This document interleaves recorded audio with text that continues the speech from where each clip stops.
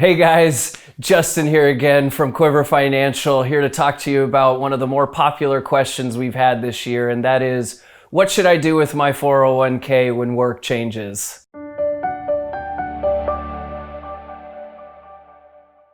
As you mentioned, Justin, it's been one of the most popular questions that we've had all year long. What should I do with my 401k when I change jobs, when I leave my job, when I retire? So there's a lot of questions around this thing of what should I do with my 401k? And we really want to acknowledge that in a year like this year, where there's been a lot of turmoil in the workplace for some people, we want to acknowledge that there might be some people watching this video at this moment under a little bit of anxiety or stress. We purposely designed this so you could narrow down the options that you have with your 401k down to 4 simple options. And what Justin and I are going to do is we're going to encourage you to pick one of those options that allows you to accomplish 2 main things. 1, pick the option that gives you the most access to information. What that means is, what's the account value? How's the account performing? Where is it invested? What are your options if you want to change the investment mix? So that's what we mean by access to information. And then the second thing that you really want to achieve is getting resources and tools that help you make wiser decisions for your retirement savings in the future. Retirement savings happens over a long period of time, so the more tools and resources that you can have, or sometimes what we call life hacks towards retirement, that can help you achieve those goals sooner and faster, that's what we're here for. We're here to make your financial life easy. With that being said, Justin, let's get into those 4 options and discuss what we can do here. Ready for that? Let's get started. Let's get started. All right, so the first option is this. It's the take it option. Let's say you're in a circumstance where you're going through a job change and finances are a little tight. We understand that, and if that's the circumstances, you can always take what we call a distribution. A distribution is just a fancy way of saying withdrawal. And when you take a distribution or withdrawal, there's a few things that you're going to have to think about. But at the end of the day, if you need the money, by all means, you can take it, right, Justin? Absolutely. Are you going to incur a tax consequence with something like that? Well, that's the thing that you have to understand, is that when you do a withdrawal from a retirement account, most likely there's going to be some type of taxable event. So let's take it from the basics. Let's say you're going to take a $1,000 withdrawal out of your 401k. And let's say you're in a 20% tax bracket, which is a pretty popular tax bracket. If you happen to live in a state like California, like Justin and I do, then you're going to have a state tax, in this case, 8%.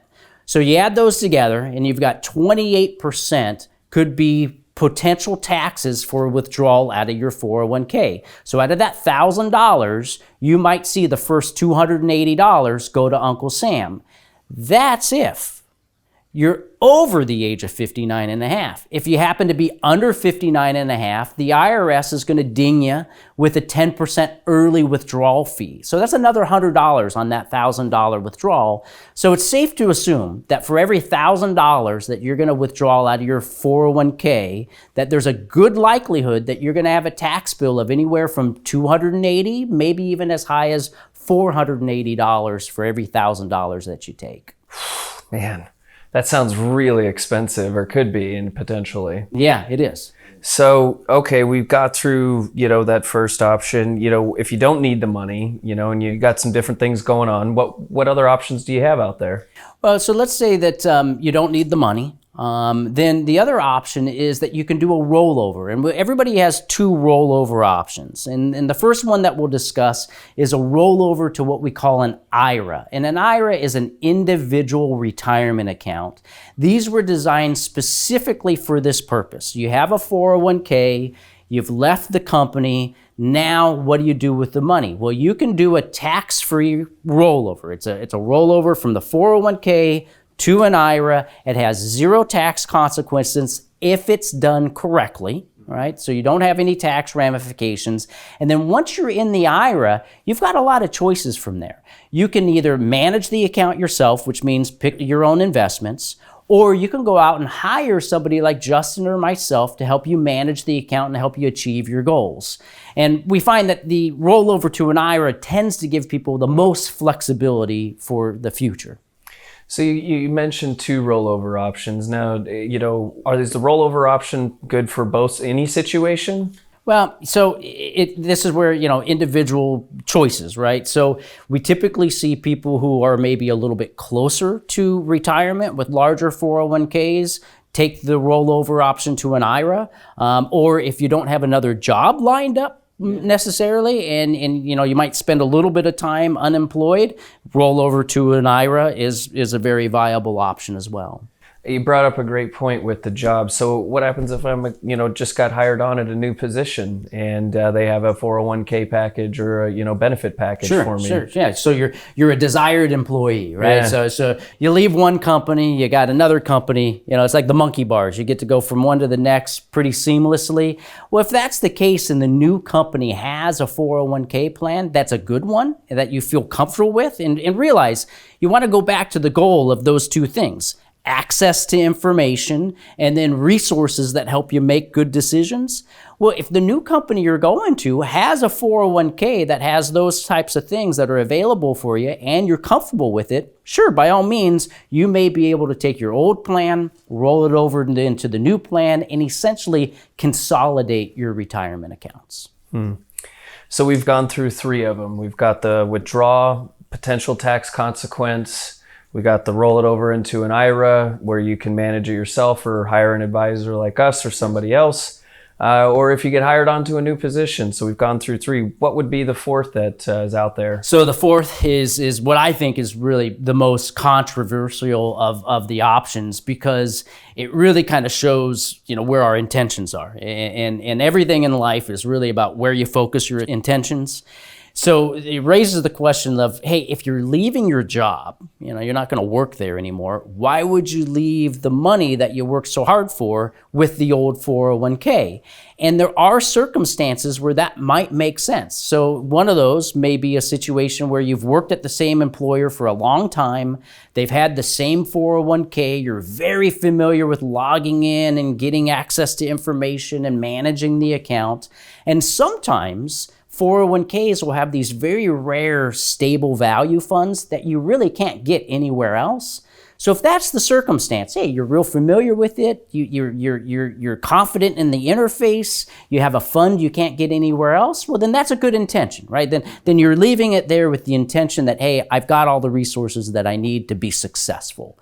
But what you don't want to do is you don't want to leave it behind because, one, you don't know what to do next, or you're afraid of making a mistake. Because there's tons of 401ks out there, and every day we do these rollovers, so there's nothing to be afraid of if you do it with the right guidance. And so what you don't want to do is treat something of value like an old pair of shoes that you just throw in the back of the closet and say, you know what, I'll address that the next time I go through a move. So it's interesting enough. I was reading today in a white paper that Vanguard mentioned 33,000 401ks are abandoned each year. 33,000 old pairs of shoes sitting in closets is what. So I wonder how many people throwing those shoes or old 401ks in the closet understand how life changes. Companies go through mergers, they go through acquisitions, they go through name changes, they go through bankruptcies, and their 401k goes into receivership. If that happens where you've left a 401k behind, you've kind of abandoned it, then you might end up working really hard with a lot of stress and anxiety trying to go get your property back from the abandoned property division of your state. And that could have been completely avoided with an investment of 15 minutes. It takes 10, 15 minutes to roll 401k into an IRA. So, just amazing to me. Great point. So, in the Vanguard white paper I was reading too, they also mentioned there was, 100 million Americans that are covered by a 401k or a defined contribution plan. That's an amazing number. I had no idea. 100 million Americans contributing to a 401k.